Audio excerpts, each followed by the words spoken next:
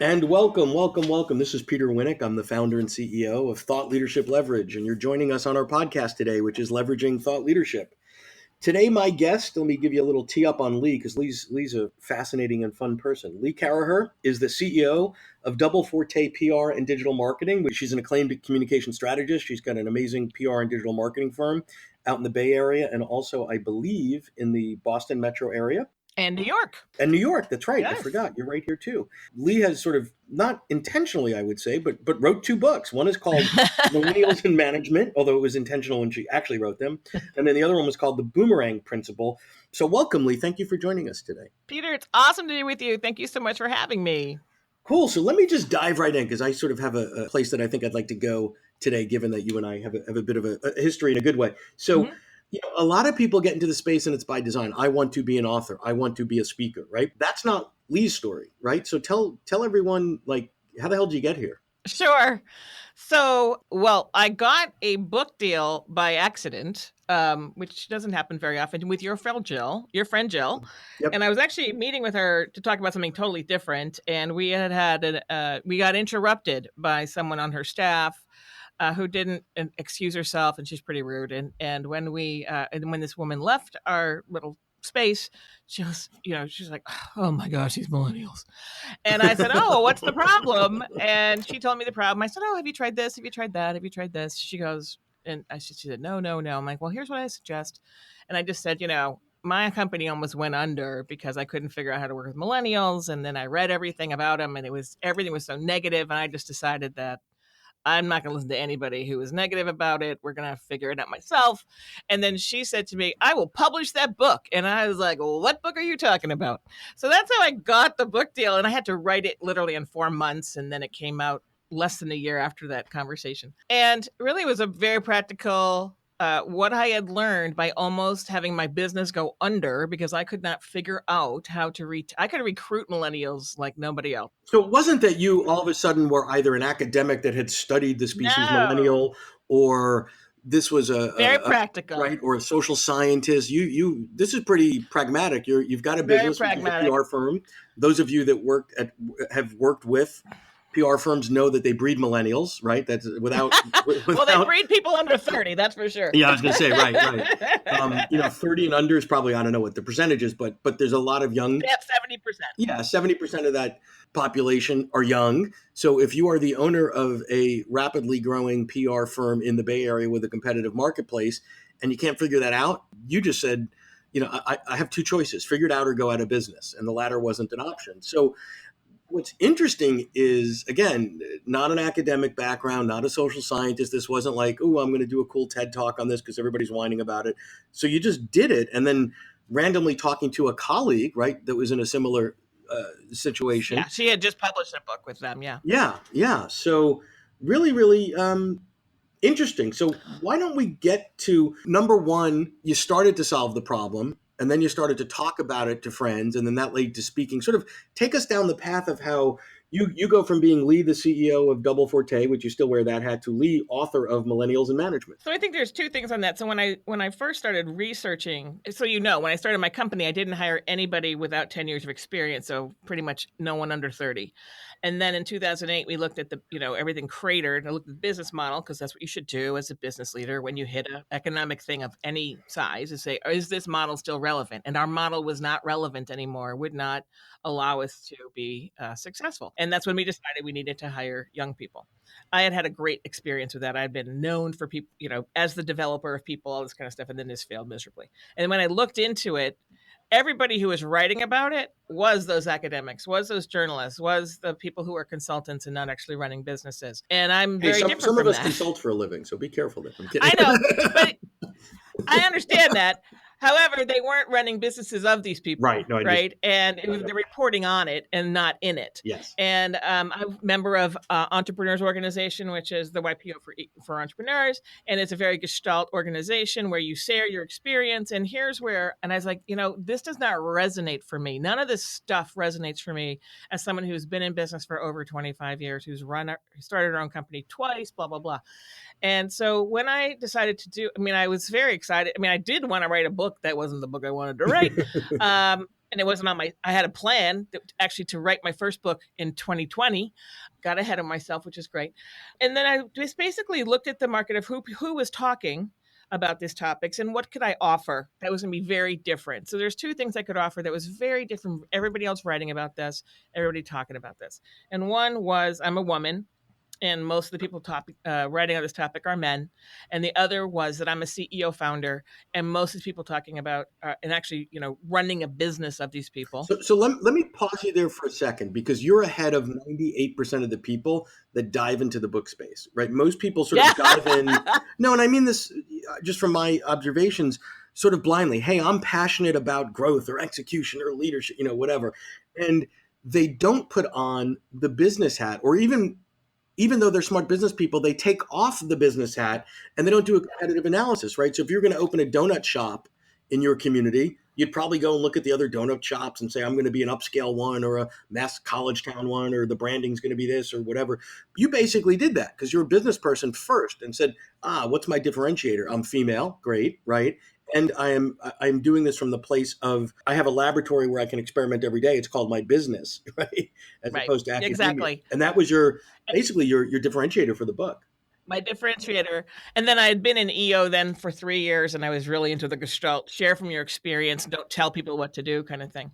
And so that's where, and then the other piece of that was what was my problem with business books? And I've always had problem with business books, not because they're not great. And I always can find a great kernel. I don't think I've read a book in the business realm that I can't get a kernel from, that I can apply. But my biggest complaint about these books is that they're written for the leader and not for the team. And so actually, I had two fights with my publisher. One on the title, which I really don't like, but the salespeople are like, "We got to tell people what it's about," and I'm like, "All right." And then about the format. The format of the first part of the book is all of the data on why we're here, and the back half of the book is what to do, and the last page of every chapter is do's and don'ts, both for managers and for employees.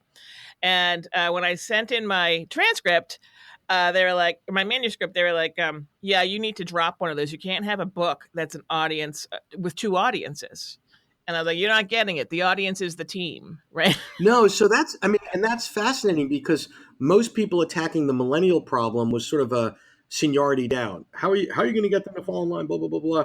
And you almost approached it as, this might not be the right analogy, but sort of a cultural. We're different, right? So Absolutely. Absolutely cultural. The way we take in information, and I'm speaking as a millennial, which I'm not, right? But the way the millennials consume information might be different than the way us boomers do it, right? Doesn't mean it's wrong, but if you put it in the realm of cultural and say, wait, I could learn from them, they can learn from me. We're all just different. So instead of just driving each other's nuts, let's just sort of understand that. Exactly. Cool. So they gave up on the title. I gave up on the title. They gave up on the format.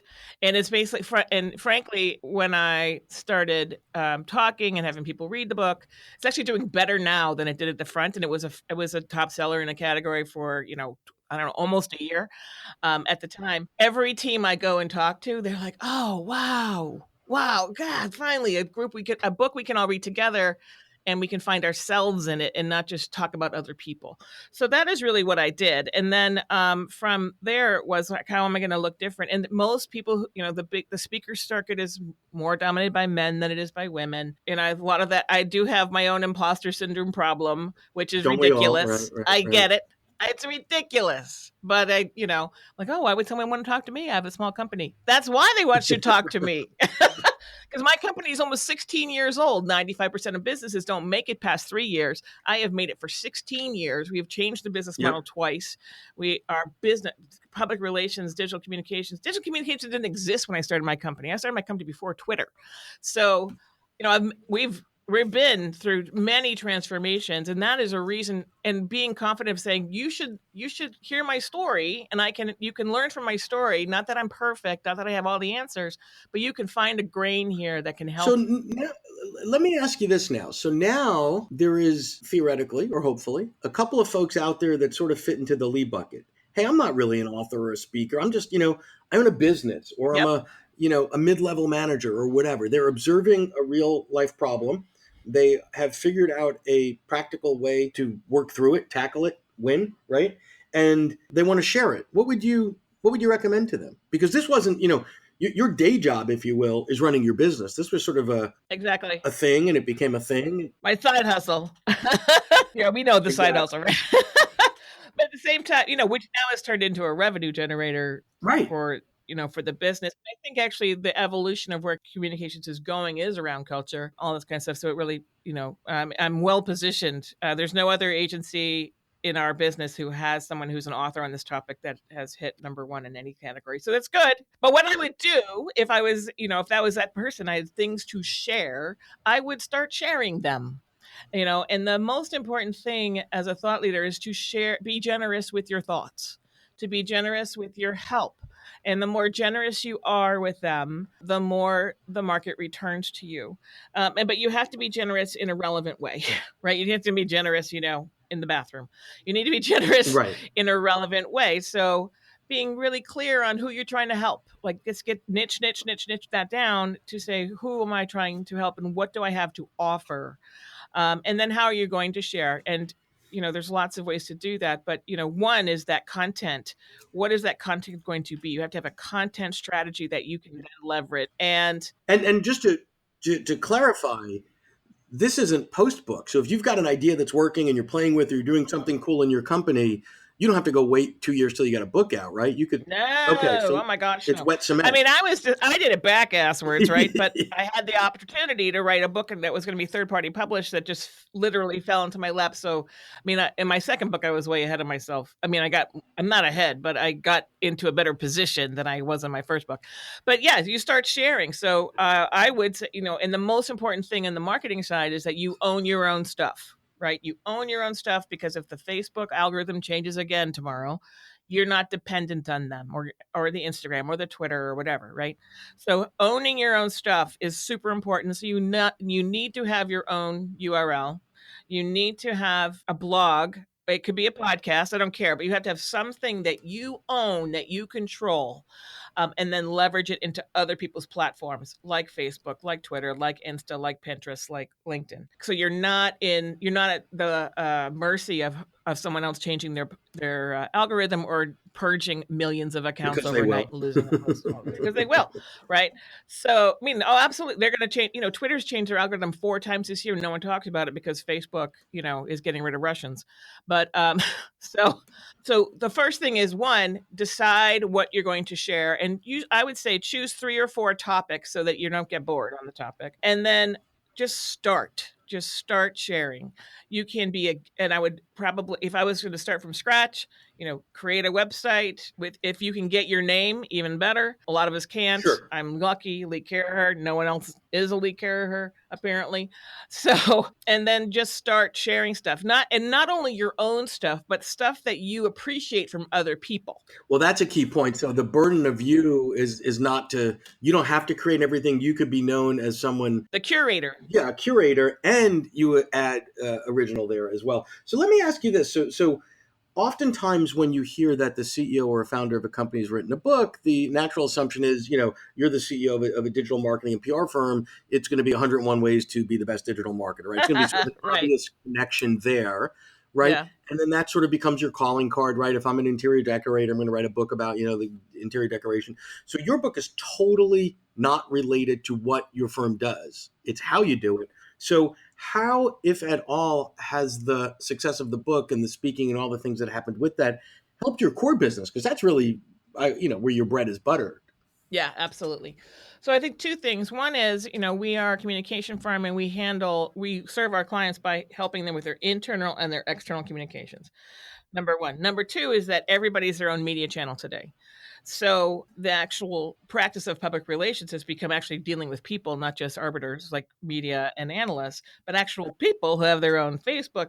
Just think about Susan Fowler, from the former Uber person. She puts something on her blog, then she puts it on Medium, and boom, Travis is gone. Yeah. So everybody's at their own media channel. So having a communication person be expert in that, which I am, and then also running a business of in leadership is communication, and we see that more and more and more and more. Those 2 things actually together are very symbiotic. So our business has changed. What had happened is I deal with mostly with the CMOs, the CEOs in our client base. And the problem they had was not with the stuff we were solving for them in our services, but with their people internally. And our point of view on communication is that your first audience is your employee, which is not normal. I mean, that we don't see that often from PR firms. Right. So if that is our differentiator in our business, this is a natural extension. So there's some work that it has been a calling card for, just because a lot of the work I talk about is just how to communicate, which I know a lot about. But I would say in a competitive marketplace, anything to differentiate, right? There are a zillion firms out there, and you've got your own, pedigree and case studies and excellent work that you've done for a long period of time. But it's yet another way, if we're making the decision as a buyer, as a client, to say, we're going to spend a couple $100,000 on a PR firm. We've got these three to choose from. Well, that Caraher woman, she's a little nutty. Like, wait, she's got this book, and that's really interesting, and I like the way she thinks, and she's been in here to speak. I mean, it's got to be a tiebreaker in some instances. Absolutely. And it's sort of like the value add, right? Oh, and we get her along with it because I don't run any account here. And I think it's worked the other way when I've gone to speak and then they hire us a PR firm. But in general, on the speaking, if I go in and I'm doing a pretty high profile culture consulting, well, it's not really I'm really sort of the interim CEO's chief of getting shit done. So excuse my language, for him while he's in this interim role. I purposely say I will not ask for, I will never bid for your PR business. I purposely say that so that people don't even think about that. I'm there for the communication, internal reason. But what has happened when I have that point of view is because I've taken myself out of that PR market, my business, Double Forte business market, I get more referrals from the people I'm helping on the book side of my life because of that integrity line. So it's sort of like just living into what the market wants to hear and see, and not being a slime ball, frankly. Which is probably always a good sort of rule to follow. Always a good idea. Yeah. I think that's I'm a pro, a professional. Let me tell you, don't be a slime ball. That's another book. Is that the book that's coming out in 2020? You know what? That could be my 2020 book. Don't be a slime ball. Oh my God. This means you, and that's probably not a big gift market for that book, right? We don't want to go there. Right, exactly. This means you. No, I think it's probably a good ghost market for that, though.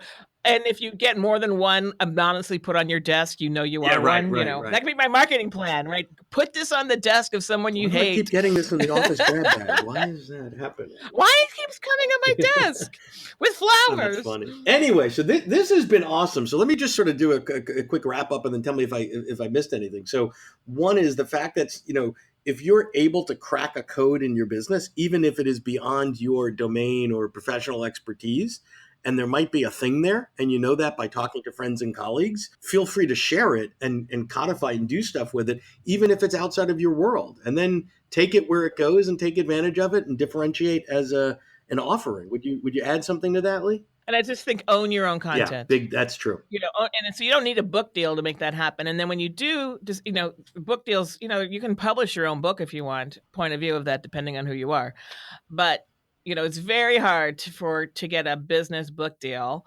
without being known for something. And the fact that it just dropped in my lap, I mean, I think Jill had an opening in her slot for the next, it was just timing. It was just so serendipitous. Well, and serendipity is good. It's not typically a strategy, but, things happen for a reason. Unfortunately, I think it's too much of a strategy for some people. And then I win the lottery, and then, right? Right. And we live happily ever after. That's true. Cool. So how do people get in touch with you? The best way to see my stuff is go to leecaraher.com, LeeCaraher.com.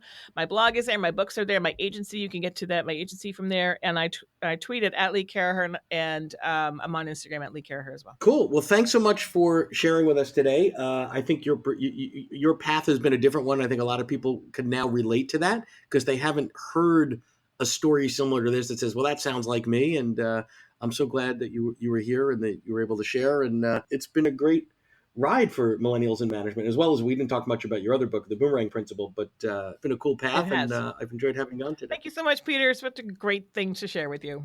To learn more about Thought Leadership Leverage, please visit our website at thoughtleadershipleverage.com. To reach me directly, feel free to email me at peter@thoughtleadershipleverage.com. And please subscribe to Leveraging Thought Leadership on iTunes or your favorite podcast app to get your weekly episode automatically.